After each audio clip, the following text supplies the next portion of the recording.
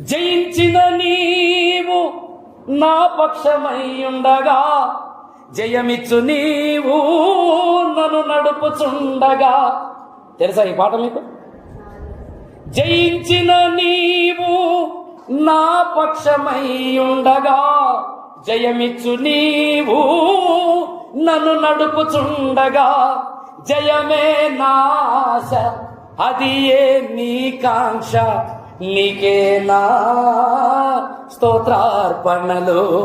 జయమే నాశ అది ఏ నీ కాంక్ష, నీకే నా స్తోత్రార్పణలు. ఏమంటే మట్టల ఆదివారం అంటే స్తోత్రం స్తోత్రం హల్లెలూయా యేసయ్యా నీకు స్తోత్రం అని చెప్పి మట్టలు పట్టుకొని ఏదో ఊరు తిరగడమే కాదు.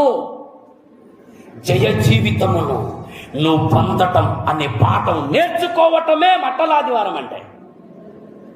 పాపము విషయమై, లోకము విషయమై, లోక వ్యవహారముల విషయమై నీవు జయించేవాడవుగా మారాలి.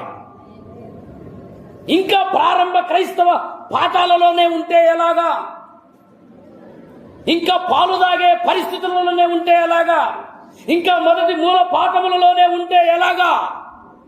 నీవు జయ జీవితములోనికి రావాలి. హల్లెలూయా హల్లెలూయా.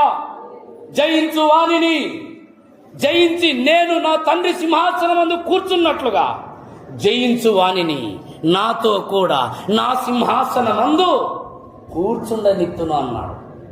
నీ ఆశ జయమై ఉండాలి. శరీర వాంఛలను జయించే జయం, కామ క్రోధాలను జయించే జయం, లోక ఆచారాలను జయించే జయం, లోక పద్ధతులను జయించే జయం, లోక సాంప్రదాయాలను జయించే జయం, లోక వ్యవహారాలను జయించే జయం పరిశుద్ధాత్మ వలన నీకు అనుగ్రహించబడును గాక. మట్టల ఆదివారపు సందేశమే అది.